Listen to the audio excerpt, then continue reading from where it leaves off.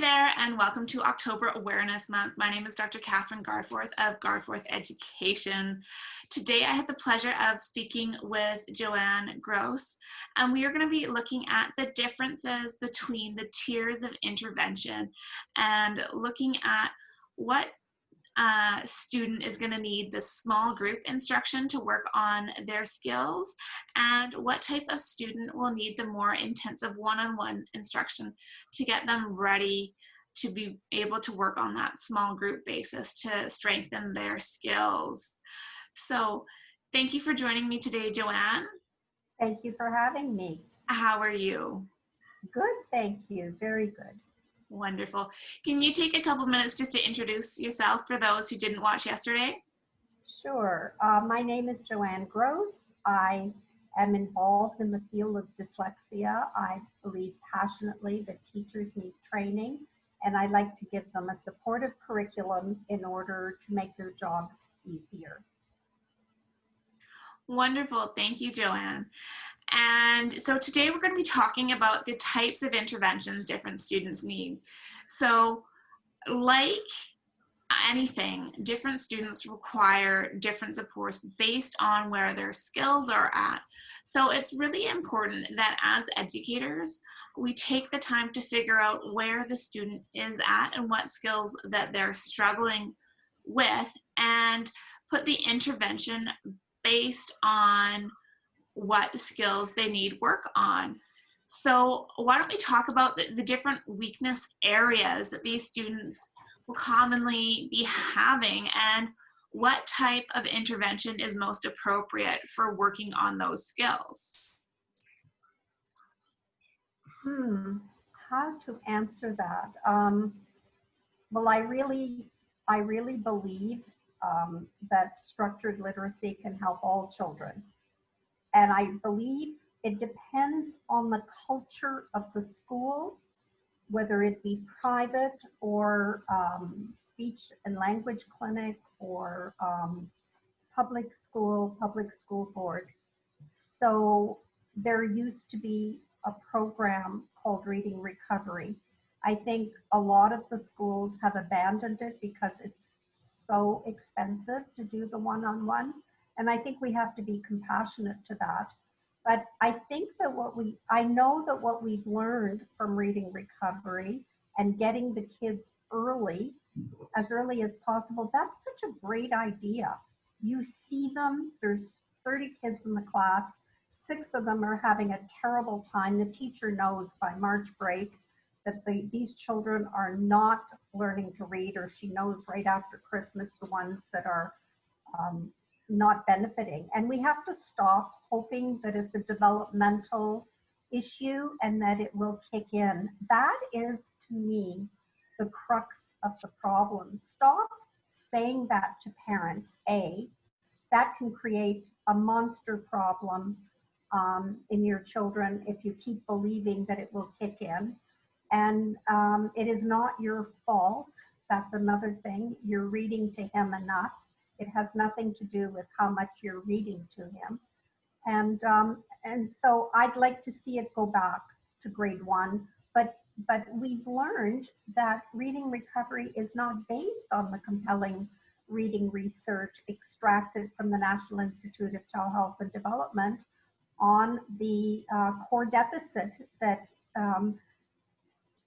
the phonological deficit that the kids with reading problems have. It was too much based on comprehension. That is not their problem. They can't comprehend because they can't read. So that's number 1. I'd love to see early reading intervention. I'd love to see some prevention work, but it's a political, as we spoke a little bit before we went on camera. It's a very, I don't like necessarily at my age and after the battle that I fought all these years trying to get stuff out there for children and their teachers. They're lovely teachers that also are victims. They're also not being trained. I like to try to think of doing things that will be effective. And I believe that people bought into early reading intervention. And I think that if we use the research to get them right there, send the ambulance, let's do it. Um, it's amazing with the neurology and the synaptic connectivity that we can create in children when they're so young. We could be doing dramatically better. And okay, so that's my tier 2. And then my tier 3 is we're not doing anything. So tier 3, if you test them and they're non-blenders and they only have 6-7 sounds when you test them, they have nothing. There's no basement, nothing in the bank. You have to teach them one-on-one.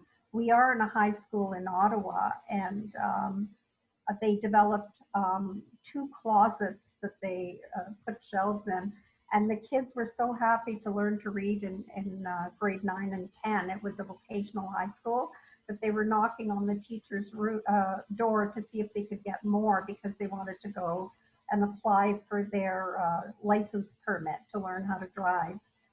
So it is the medicine, and it is what needs to happen. And there's, as Dr.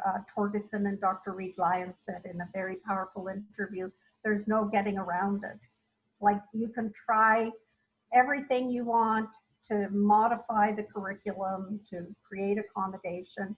If you don't teach him using the reading research, it's not going to happen.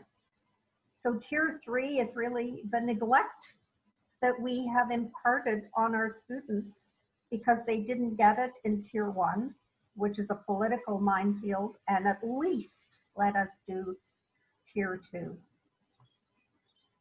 Yeah, and so one great way to do this would be taking the time to sit down with the student and see where their skill levels are at, and looking at their phonological awareness and their phonics knowledge to see whether they have the ability to blend and segment the sounds, and what their knowledge of the letter sound correspondence are, so that we know.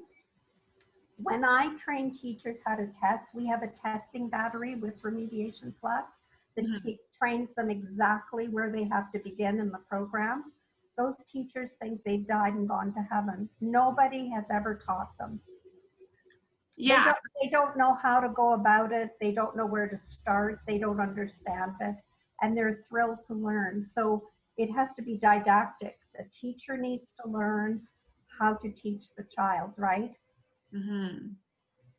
And also knowing where the child is at to start with the appropriate intervention. Because if you have a student that doesn't have those foundational skills, sticking them in a tier 2 intervention is not necessarily the most beneficial for them. It's better for them to receive that tier 3 intensive one-on-one support, so they can be ready to benefit from that tier 2 intervention, where they're able to work with a couple of their peers to work on that next level of skills.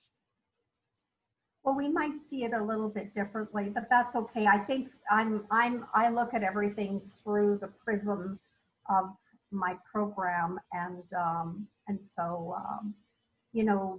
teaching them to blend is, of course, a big part of Remediation Plus. I mean, you can't get a kid to get anywhere unless he's a very good blender, and that's a very big problem with strictly phonics. Right. Yeah.